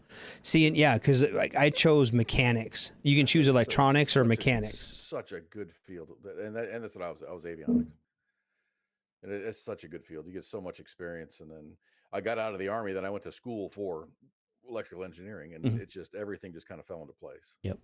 So it's not like I didn't get nothing from the military. No, I got a lot from the military. Right. But I think even, I work with all vets at my job. And I think even the guys who go in as infantry or artillery or tanks or whatever, everyone that comes in shares some of those, like that work ethic is there, no matter what MOS they were. Their desire to help other people is there no matter what their MOS was. And obviously you get some crazies, you get some drunks, you get some guys who need a lot of help, a lot more help than I can give them. But I mean, that's kind of a rarity. A lot of the guys I get, I mean, and you couldn't tell if they were cavalry, or if they were tankers or whatever, if they were in the Air Force. You can tell if they were in the Air Force. But I mean, for the most part, we've had sailors and Marines and soldiers in, and they've all been really easy to work with, really easy to get along with. Some of the Air Force guys have been kind of turned off by the physical labor aspect of it, but but we kind of all speak the same language. Yep. And after most of my guys have been, post 9/11 vets, so they've all deployed or came close to it at least, or and so they're all pretty well versed in all that, and they're young enough they can still do work, but old enough to show up on time, and they're helpful. Dick says he makes $100K a year in the electrical engineering field doing testing on utility subs. Oh, cool. Yeah, I like meatball subs. Oh, Dick. Yeah, he was down. He stayed around Texas after he got out, and then moved up to Des Moines after a while. This is if you want to work for any military contract, this is such a great place to be. The Dallas-Fort Worth area, there's so much going on. Traffic fucking sucks, dude. It's just gotten so much. When's the last time you were in Fort Worth? December. I was in there in December. Did you drive around like a 20? A little bit. I came down. I was in Denton. I came down 35, hit 820 to. Oh, you guys drove, okay. So yeah. You didn't fly in and then drive over 183 into. Nope, I didn't go into the center at all. Because I went across 20 from. I went across 30. Sorry, through downtown Fort Worth and all that. We stopped by the base. Took my son around where I used to run around and live and stuff. Went through the stockyards, hit 35, went back to 30, and then over to downtown Dallas and up. I didn't go through mid cities at all. Yeah, stockyards is nice. Yeah. Arlington is pretty nice. They're building up. There's just a whole bunch of road construction, and this started with COVID too. They just with no one on the roads. It was like, okay, we're gonna pull the trigger on this, and they just started all this construction. It was like immediately everything was under construction. Right. And then they started another. They got funding for like some. It was like a 6-year-long improvement project, and it's like they're doing everything right now. It takes me. I live 20 miles away from work. It takes me 22 minutes to get to work. It takes me an hour and a half to get home. Oof. It sucks. And this is the reason why I moved from Fort Worth, is because it took me, 20, 30 minutes to get to work and an hour and a half to get home. That's why I moved from where I was before. Yep. It just sucks. I hate traffic. Yeah. But at least I'm not impatient. I'm not in a hurry to get home. Mm-hmm. When I leave work, I'm not in a hurry to get home. You can't be. You can't be because there's fuckers on crotch rockets that are just splitting lanes is not legal in Texas. Mm-hmm. I don't care who you talk to. But they're in between traffic, just doing. We're doing 20, 30 miles an hour. They're doing 50 miles an hour, splitting lanes, or they're riding on the shoulder. Yep. And a lot of, like, every other day at least, it's like motorcycle killed in the news because they're hauling ass on the shoulder and they hit some kind of road debris that doesn't get picked up immediately Or ever. It's not clear, or ever. Or ever, let's be honest. Or, they hit a fender doing 80 miles an hour down the shoulder, and he was just, look out for motorcycles, and you see, like, DFW Scanner's a big one. They'll post, hey, avoid Jacksboro Highway because there's a fatality accident involving a motorcycle, and then days later you'll read the article and it's like, yeah, they were splitting lanes or they were hauling ass. Yep. Driving not legally and just being impatient. When I get home, I get on 20, I find a semi and I get behind the semi because no one wants to drive behind a semi. Yep. And I just hang out. That's why you got to get one of those Subarus with the eyesight, because then it will just lock on. You'll stay 25 feet behind the semi, and if he slows down or speeds up, that's what you do. It's great. Is there a minimum speed though? I mean, because really, nope. If they hit the brakes, if they come to a stop, your car will stop. It's great. I don't want to not pay attention to what I'm doing. I mean, I still pay attention. I don't not pay attention, but it's easy to not pay attention. I could see. I don't want to fall into that. I could see that. But it's a nice safety feature. If the truck in front of you slams on its brakes, your car will stop just as fast as that Swift truck. Screams at you. Yeah. I've got the collision avoidance. Oof. And yeah. The inside of my car just kind of lights up. And it's just red lights, and I'm like, oh. It scares me. Spanky says she has it on her Kia. You don't have to pay for a Subaru for that. You don't have to upgrade to a Subaru. You can hang out with the Kia. I thought she had a minivan. Oh no, she bought a supplemental car because she drives a ways. Yep. So she's got her minivan and then her Kia. Yeah. Or did she get a Kia minivan? I don't know. I don't know what kind of Kia it is. I think she posted pictures. Yeah, she did. I'm not very good at those anymore. I used to be really good at it. I'm not so good anymore. Half those cars all look the same. You could just change the badge and I wouldn't know any difference. She got a Sportage. Hold on. Okay, it's like a little minivan, and not a minivan. It's like it's a crossover, isn't it? I don't know. I'm pulling it up. Images. Google It Images. kind of looks like the Subaru Outback or the Forester. Kind of like my Crosstrek. It's about the same size as my Crosstrek. Yeah. Yeah. Yeah, that's a fine little car. It maybe even is a little bigger than mine. But yeah, definitely not a minivan. I'll give her that. She did good. I think that's nice. She loves me. You just ruin your Facebook feed by Googling Kia Sportage. Probably. That's going to be my Facebook ad for a while. I was getting some porn ad for I don't know, some like dick extender thing or whatever. And I was like, what is this? And it's like full on porn moaning. And I was like flipping through my little videos or whatever on Facebook. And my wife's like, what are you watching? I was like, look. I think your wife was maybe on your phone or something. Probably. Yeah, looking up dick pills for me. Yeah, Kia porn. Yeah. And my phone, I always have my phone on the shitter. That's what it's for. You need more fiber commercials.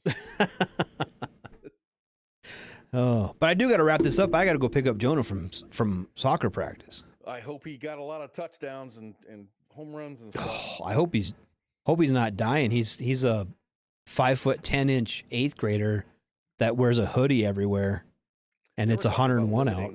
I mean, this is summer. I mean, in here in Texas, they were talking about limiting the 2-a-days and like not playing on Friday. They were talking about like playing their games early, like Saturday morning or something like that, because of the temperature just gets so hot. That's what they did tonight. They're normally practice right after school, and they went from 7 to 9 tonight. So.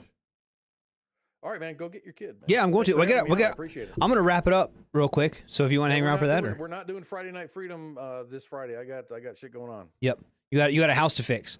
But tomorrow, Ice is still doing Sergeant's time. Yep.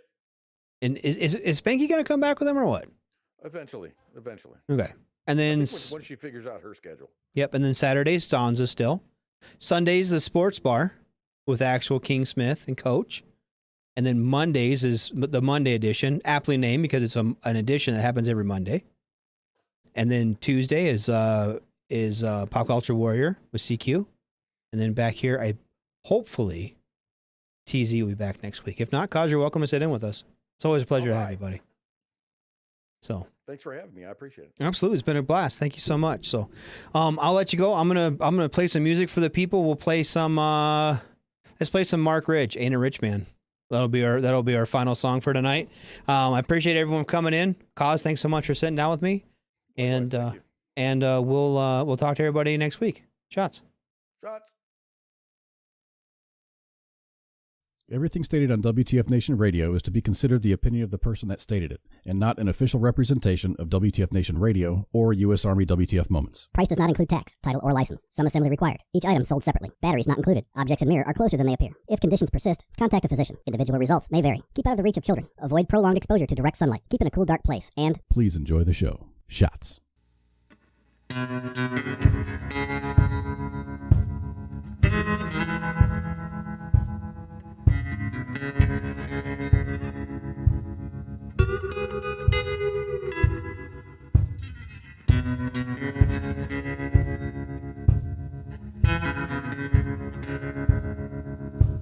I come from a lifetime of hard labor and dirty hands. Holes in the soles of both of my boots and grease stains on my pants. I never laid eyes on a silver spoon, Lord, I never had a glance. It ain't a high-class living, got my weed and ribbon, so I really don't give a damn. But when it comes to the hard times, yeah, buddy, I've seen them all. Well, I've spent my nights in some busted dives, drank a river of alcohol. And I've broken my back harvest time, working 90-hour weeks. Well, I ain't a rich man, I ain't no rich man, but damn, I wanna be.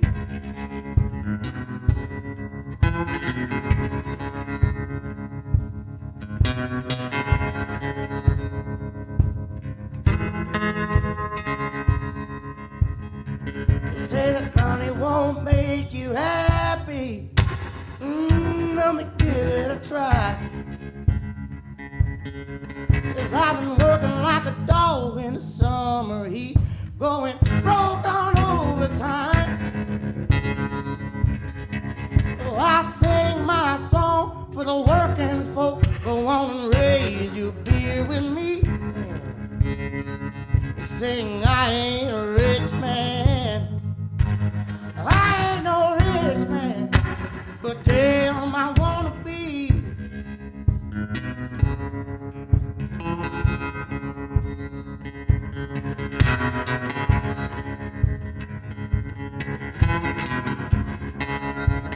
But when I finally break these shackles and I ain't counting out these dimes, when I can play my songs all night long and leave this job behind, you can bet you can find me grinning on the day I'm finally free, singing I ain't a rich man, I ain't no rich man, but damn I wanna be.